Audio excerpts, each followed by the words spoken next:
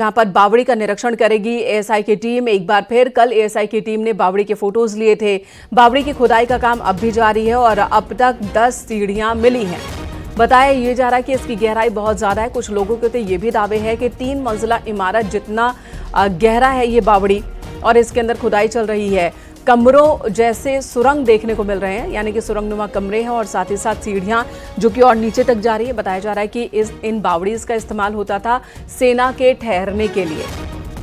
तो पुराने जमाने में ऐतिहासिक इमारत इससे बता रहे हैं स्थानीय लोग। उनका कहना है कि पुराने वक्त में यहाँ पर सेना की टुकड़ियां ठहरा करती थी और जो सुरंगनुमा कमरे आपको दिख रहे हैं उन्हीं कमरों में सैनिक ठहरा करते थे और इसमें पानी का इंतजाम होता था। सीढ़ियों के सहारे नीचे जाना होता था।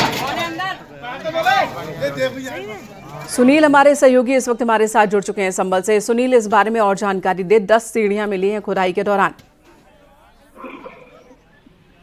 देखिए, संभल के चलौसी का मामला है। लक्ष्मणगंज में खुदाई के दौरान बावड़ी कुआं मिला है। दरअसल में ये रानी सुरेंद्रवाला की पूरी संपत्ति है। इस समय यहाँ पर फार्मिंग हुआ करती थी, खेती हुआ करती थी, बाद में प्लॉटिंग हो गई। तो ये बावड़ी कुआं था, ये सुरक्षित था, लेकिन हालांकि इस पर अवैध कब्जा करके इसको जमीन में दबा लिया गया। अब क्योंकि संभल में इस समय धार्मिक स्थल और ऐतिहासिक स्थलों के खोजबीन का काम चल रहा है, प्रशासन लगातार यह काम कर रहा है। इसके लिए डीएम ने यहाँ पर खुदाई शुरू कराई थी। आज खुदाई को 5वां दिन है। वहीं पर डीएम ने एएसआई को पत्र लिखने के लिए कहा था। जिला प्रशासन के इस क्रम में एएसआई आज यहाँ पर पहुंचने वाली है, जहाँ पर इसके एएसआई जो है बावड़ी कुआं का सर्वेक्षण करेगी। हालांकि इसके आसपास में एक बांके बिहारी मंदिर है जो 150 साल से बंद है। 150 साल ये बताएं कि बावड़ी की खुदाई में जो लोग जुटे हैं ये कौन है? नगर निगम के लोग हैं या फिर इनमें भी एएसआई से जुड़ी टीम है? क्योंकि कभी भी किसी ऐतिहासिक स्थल पर, जिसे ऐतिहासिक स्थल मान लिया गया हो, मान्यता दे दी गई हो, वहां पर अगर कोई खुदाई होती है या जहां पर अनुमान होता है कि ऐसी कोई संरचना है, तो वहां एएसआई की टीम को ही लगाया जाता है। तो एएसआई की टीम बार बार बीच बीच में आ तो जरूर रही है, लेकिन खुदाई में कौन लोग जुटे हैं? देखिए, मैं आपको बता दूं, डीएम के आदेश पर नगर पालिका के ये कर्मचारी हैं, करीब 50 से 60 कर्मचारी हैं। शुरू के समय में ऊपर की मिट्टी हटाने के लिए जेसीबी का इस्तेमाल किया गया था, क्योंकि मामला ऐतिहासिक हो सकता है, 100 साल से ज्यादा पुराना है। उसके बाद जेसीबी से काम बंद कर दिया गया है, इसलिए कि उसको इमारत को कोई क्षति ना पहुंचे। अब कसी से और कुदालियों से इस मिट्टी को निकाला जा रहा है। ठीक है, धन्यवाद इस वक्त पूरी जानकारी देने के लिए। तो पहले जेसीबी मशीन का इस्तेमाल किया गया, अब कुदाली का इस्तेमाल किया जा रहा है ताकि निर्माण को कोई नुकसान ना हो। एएसआई की टीम ने कल फोटोज लिए थे और आज भी सर्वे के लिए आ सकती थी। संभल में 150 साल पुराना कुआं मिलने का दावा किया जा रहा है। जहां कुआं मिला है, हिंदू और मुस्लिम दोनों समुदाय के लोग यहां रहते हैं। यानी कि संभल में एक और कुआं मिला है। कई ऐतिहासिक और प्राचीन कुओं की तलाश की जा रही है, जलकूपों की तलाश की जा रही है और इसी बीच प्रशासन को एक और कुआं मिला है। हालांकि ये कुआं बंद है, कूड़े डालकर इसे पाट दिया गया था। दावा है कि ये 150 साल पुराना कुआं है। इस कुएं में फिलहाल पानी आपको नजर नहीं आ रहा है, लेकिन फिलहाल हिंदू और मुस्लिम दोनों समुदाय के लोग यहाँ रहते हैं।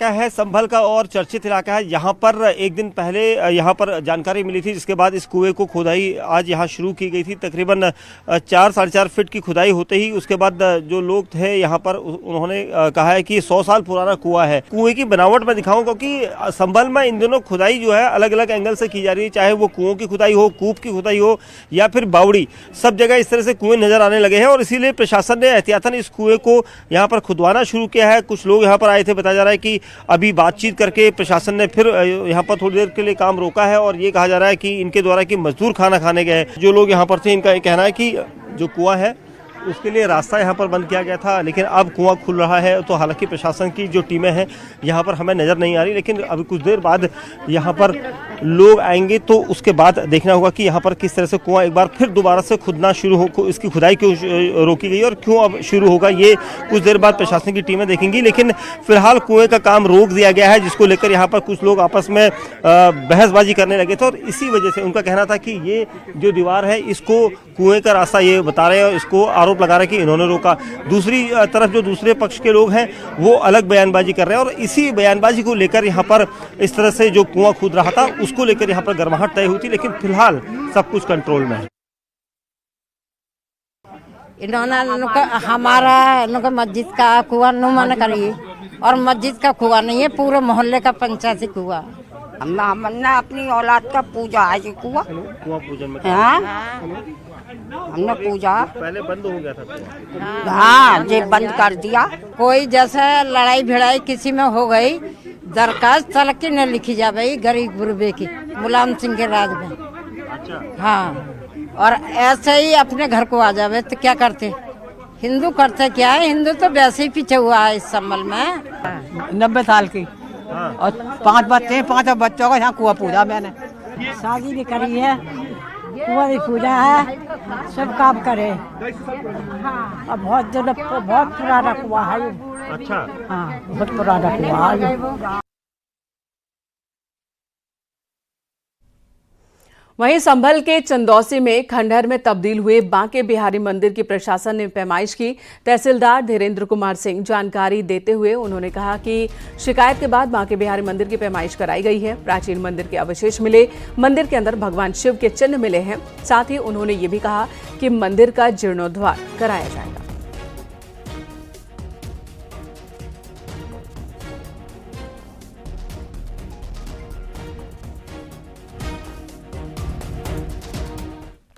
संभल में प्रशासन को एक सतयुग कालीन चतुर्मुख कूप मिला है, जिसका संरक्षण किया गया है।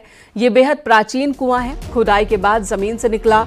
इसका नाम चतुर्मुख कूप है। कुआं तकरीबन 50 फीट गहरा है।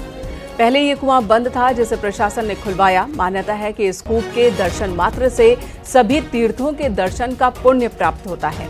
वहीं कूप के संरक्षण के बाद संभल में हरि मंदिर का भी सबूत मिल गया है। प्रशासन द्वारा लगवाए गए चतुर्मुखी कूप के बोर्ड में हरि मंदिर दर्शाया गया है।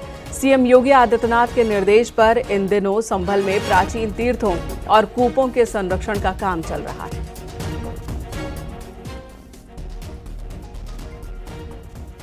संभल में प्रशासन लगातार तीर्थ स्थलों और कूपों को संरक्षित कर रहा है, उनके उद्धार का काम हो रहा है। मुख्यमंत्री योगी आदित्यनाथ के संभल पर संज्ञान लेने के बाद ये सारा कार्यक्रम शुरू हुआ है। हम संभल के कैसे तीर्थ स्थल पर हैं, ये देवतीर्थ संख्या 11 चतुर्मुख कूप है। ये बहुत पुराना, सैकड़ों साल पुराना कूप है और यहाँ के तीर्थ स्थलों के कूप में से ये एक माना जाता है। ये कूप क्षेत्र का नक्शा है, जिसको नगर पालिका ने यहाँ पर लगवाया है। करीब 40 से 50 फीट ये गहरा कुआं है, तो इनको संरक्षण का काम हो रहा है। हम दिखाएंगे आपको। इसके पीछे ये पत्थर है, ये आम कुआं नहीं है। ये कुआं ईंटों से बना हुआ नहीं है, ये पत्थरों से बना हुआ कुआं है। इस कुएं को बनाया गया है और इसको अब संरक्षित किया गया है। ये यहाँ का तीर्थ स्थल है। तीर्थ स्थलों के अलावा देखिए, हम आपको ये तस्वीरें दिखाएं। ये तस्वीरें इस कुएं की हैं, जो पत्थरों से बना हुआ पहला कुआं यहाँ पर अब तक नजर आया है। बाकी ईंटों के कुएं थे। तो ये यहाँ का वास्तव में एक तीर्थ है, जिसको प्रशासन ने संरक्षित किया है।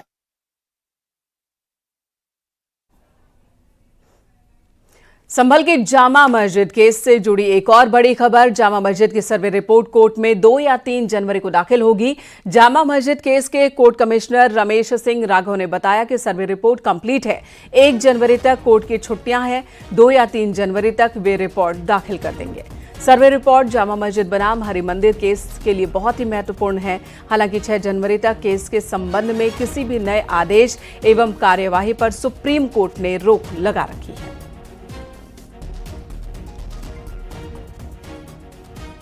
रिपोर्ट हमारी लगभग फाइनल स्टेज पे है, कंप्लीट हो चुकी है। थोड़ा टेक्निकल इश्यू याद है, उसे हमें चेक करना है। जैसे कोई टाइपिंग एरर है, कुछ चीज है, तो उसे हम आज बिल्कुल एडजस्ट कर लेंगे। आज के बाद हमारा लास्ट वर्किंग डे कोर्ट का है। छुट्टियां हो रही हैं 1 जनवरी तक और मैं समझता हूँ 2 या 3 जनवरी में हम रिपोर्ट को दाखिल कर देंगे। अच्छा, अब जो है पूरा सर्वे तो पूरा हो चुका है लगभग उसका, और रिपोर्ट भी आपकी तैयार है जी। तो अब जो माना जाए कि कब तक लास्ट फाइनल जो एग्जैक्ट है, कब तक पेश होता है? सर, ऑनरेबल सुप्रीम कोर्ट का इसमें ट्रायल कोर्ट की स्टे ऑर्डर है 6 जनवरी तक कोई कार्रवाई ना करें। अब 6 जनवरी से पहले ही हम ऐसी रिपोर्ट सबमिट कर देंगे, जिसे संभवतः हम 2 या 3 जनवरी में फाइनली दाखिल कर देंगे।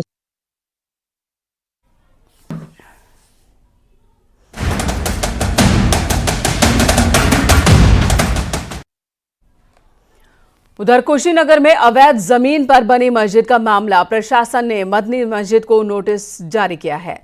15 दिन के अंदर मस्जिद कमेटी से जवाब मांगा है। 15 दिन में जवाब न देने पर कार्रवाई भी होगी। मस्जिद के तीसरे और चौथे मंजिल पर आपत्ति जताई गई है। सरकारी जमीन पर मस्जिद बनने की शिकायत की गई है। तो यहाँ पर सरकारी जमीन पर मस्जिद का कुछ हिस्सा बना हुआ है। साथ ही तीसरे और चौथे मंजिल को लेकर भी प्रशासन की ओर से आपत्ति जताई गई है और एक नोटिस लगाया गया है। 15 दिन के अंदर जवाब देना है और जवाब न देने पर कार्रवाई हो सकती है। जो अवैध हिस्सा है मस्जिद का, उसे ढाया जा सकता है।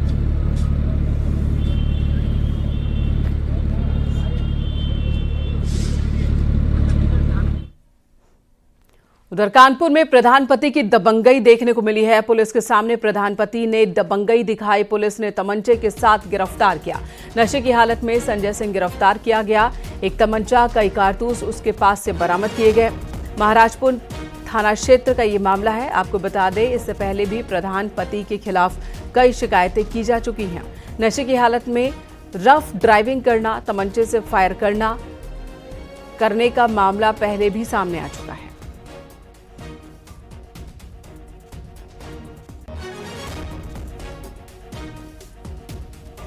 अमित गंजू हमारे सहयोगी फोन लाइन पर मौजूद है। अमित, कानपुर में प्रधानपति की गुंडई, फिलहाल तो पुलिस ने इन्हें गिरफ्तार कर लिया है, लेकिन इनके खिलाफ सबूत क्या? क्योंकि आरोप पहले भी लगे हैं, ये फिर बाहर आ जाएंगे, फिर करेंगे। देखिए मेनका जी, मैं आपको बताना चाहूंगा, ये बड़ा गंभीर मामला है और ये कोई पहला मामला नहीं। इन दोनों बातों को मैं इसलिए जोड़ना चाह रहा हूँ और आपके माध्यम से अपने दर्शकों को बताना चाह रहा हूँ कि पूरा मामला महाराजपुर के सरसौल का है, जहां प्रधानपति अपनी दबंगई के लिए अक्सर माने जाते हैं। और अब मामला ये हुआ कि हैंडपंप पर पानी और ईंटा निकलने के कोई मामला सामने आया, जिसके बाद प्रधान तमंचा अपने डैशबोर्ड पर रखकर मौके पर पहुंचे और वहां के लोगों को हड़काने का प्रयास किया, यानी उन्हें डराने का प्रयास किया। जिसके बाद वहां महिलाएं एकत्रित होने चली गई और क्षेत्रीय लोग एकत्रित हुए। जिसके बाद उन्होंने पहले डैशबोर्ड से कट्टा निकाला, उसमें कार्टेज लोड किया, फिर डैशबोर्ड पर रखा, जो कि क्षेत्रीय लोगों का कहना है। जिसके बाद एक युवक ने उसका वीडियो बनाया और पुलिस को सूचना दी। 15 से 20 मिनट के अंदर पुलिस वहां पहुंची और उसके बाद पुलिस कर्मियों से भी दबंगई करता दिखा, जो वीडियोज पे दिख रहा है। अपने डैशबोर्ड से कट्टा निकाला पुलिस के सामने, उसमें कार्टेज लोड किया और अपने थाइस पर रख दिया, यानी अपने जांघों पर रखा। जिसके बाद पुलिसकर्मी ने उस कट्टा उसके हाथ से लिया, तमंचा हाथ से लिया और कार्टेज को निकाल लिया, नहीं उस कट्टे को अनलोड कर दिया ताकि कोई घटना ना हो। इन सब के बीच पहले तो वो आनाकानी करने लगा। जब पुलिस ने सख्ती दिखाई तो उसे पुलिस उसी अपनी गाड़ी से नहीं उतरा था। जिसके बाद पुलिस उसे लेकर थाने पहुंची और उसके खिलाफ लिखापढ़ी की गई है। अगर बात की जाए क्षेत्रीय लोगों, उनका साफ कहना है कि दबंगई का कोई पहला मामला नहीं है। जी मेनका जी, वाकई लेकिन ऐसी क्या मजबूरी है कि बार बार पुलिस इन्हें छोड़ देती है और सख्त एक्शन नहीं लेती? ये बार बार लोगों को डराते धमकाते रहते हैं, दबंगई दिखाते हैं। ये भी सोचने वाली बात है। धन्यवाद अमित इस वक्त पूरी जानकारी देने के लिए। यहाँ रुकेंगे एक ब्रेक के लिए। खबरें ब्रेक के बाद भी जारी हैं।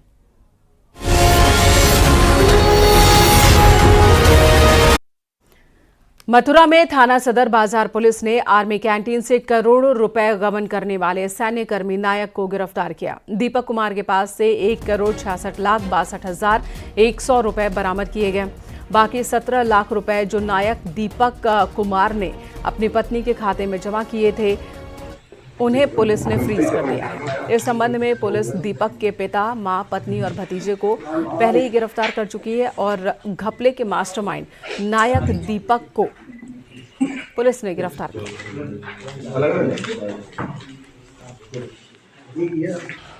दिनांक 4 दिसंबर को एक कंप्लेनेंट जिनका नाम कैप्टन पंकज यादव है, जो कि यहाँ बनकोर आर्मी की जो इस्टेब्लिशमेंट है उसमें पोस्टेड है, उन्होंने एक लिखित सूचना दी कि उनके यहाँ जो कैंटीन चलती है उसका एक कर्मचारी है, उसने एक बड़ा गबन का काम किया है, जिसमें 1,83,00,000 से ज़्यादा रुपए का गबन हुआ है। प्राप्त तहरीर पे तत्काल अभियोग पंजीकृत किया गया। एसपी सिटी, एसपी क्राइम के नेतृत्व में टीमों का गठन किया गया इस घटना को पूरा वर्कआउट करने के लिए और रिकवरी के लिए। इसमें आज के पूर्व में जो मुख्य आरोपी जो नायक दीपक कुमार था, उसकी पत्नी और अन्य उसके परिवारीजनों को, जो सब इस गबन में शामिल थे, उनको गिरफ्तार करके पुलिस जेल भेज चुकी थी। नितिन गौतम हमारे सहयोगी इस वक्त हमारे साथ जुड़ चुके हैं। नितिन, बहुत बड़ा स्कैंडल है ये। 1 करोड़ से ज्यादा तो कैश लेकर घूम रहे थे, 17 लाख रुपए बीवी के अकाउंट में डाले। कैसे पुलिस ने इन्हें ट्रेस किया, किस तरह से ये सब कुछ बरामदगी हुई है? देखिए, 4 दिसंबर को जो पंकज यादव थे उनके द्वारा एक तहरीर दी गई थी जिसमें बताया गया था कि उनकी कैंटीन में जो नायक दीपक कुमार है उसने फर्जीवाड़ा किया और गबन किया है। इसके द्वारा जो नायक था उसके द्वारा जो है एक फर्जी दस्तावेज तैयार किया गया था, जिसके बाद उसको बैंक में दिया गया था और वो जो कैंटीन का जो पैसा हुआ करता था वो अपनी उस पत्नी के नाम का जो खाता था उसमें ट्रांसफर किया करता था। कुल इस तरीके से उसने 1 करोड़ 88 लाख रुपए का जो गबन किया था, जिसका मामला संज्ञान में आने के बाद पुलिस ने मामले में दर्ज किया और इसमें उसकी माँ, पिता और भतीजे को पूर्व में गिरफ्तार कर ली थी। लेकिन ये नायक जो था वो पैसा लेके फरार था। पुलिस इसकी तलाश में जुटी थी, 5 टीमें इसकी तलाश में थी, जिसके बाद पुलिस ने सूचना के आधार पर इसको गिरफ्तार किया और उसके पास से जो गबन का पूरा पैसा था, ये एक मथुरा पुलिस की बड़ी सफलता है क्योंकि गबन का पैसा था काफी दिन से षड्यंत्र को करने के बाद जो पैसे को हड़प रहा था, लेकिन मथुरा पुलिस ने कार्रवाई करते हुए जो पूरा पैसा था 100% बरामद कर रही है, 1 करोड़ 88 लाख रुपए। जी नितिन, लेकिन क्या मुमकिन है कि अकेले ये सारा गड़बड़ झाला कर रहा था या फिर विभाग का कोई और भी था इसके साथ? देखिए, इस मामले की पुलिस जांच कर रही है, लेकिन प्रथम दृष्टया जो सामने आया उससे ये स्पष्ट होता है कि जो दीपक कुमार था नायक, वो उसके द्वारा ही सारी कूटनीतिक रचना को किया गया था। एक फर्जी दस्तावेज तैयार किया गया था जो बैंक में दिया गया था, जिसके बाद से जो कैंटीन का पैसा था वो इसकी पत्नी के खाते में जा रहा था। लिहाजा जब पुलिस ने जांच करी तो अभी तक के प्रथम दृष्टया ये निकल कर आया कि जो इसके पिता, माँ और भतीजा जो इसमें शामिल था उनको पूर्व में पुलिस ने गिरफ्तार कर लिया था, लेकिन आज पुलिस ने इसको गिरफ्तार किया है। बाकी आगे मामले की जांच पुलिस कर रही है। जी धन्यवाद नितिन इस वक्त पूरी जानकारी देने के लिए। तो कैंटीन में ये तैनात थे और इस तरह से गड़बड़ झाला किया कि कैंटीन के लिए जो भी पैसे आते थे वो इनकी पत्नी के ही अकाउंट में ट्रांसफर होते थे। करोड़ों की घपलेबाजी फिलहाल शिकंजा।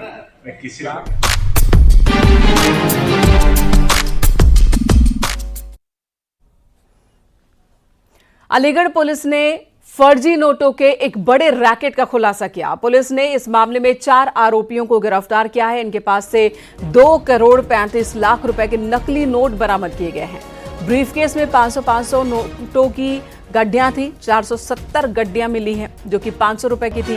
गिरफ्तार आरोपियों में जम्मू कश्मीर के 2, बदायूं बरेली और अलीगढ़ के रहने वाले एक।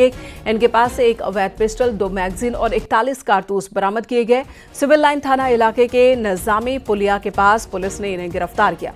आरोपियों के खिलाफ थाना सिविल लाइन में केस दर्ज हुआ है।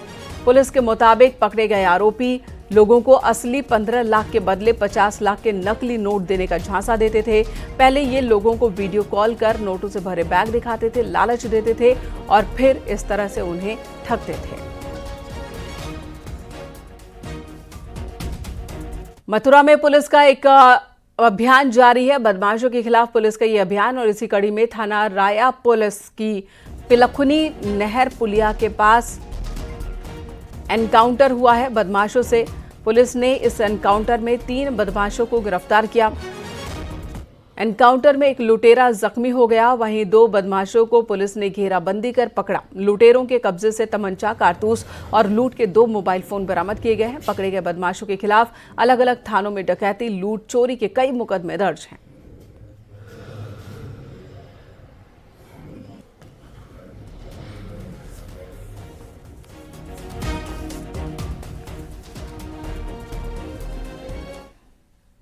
यहां एक ब्रेक के लिए रुकेंगे, तुरंत लौटते हैं।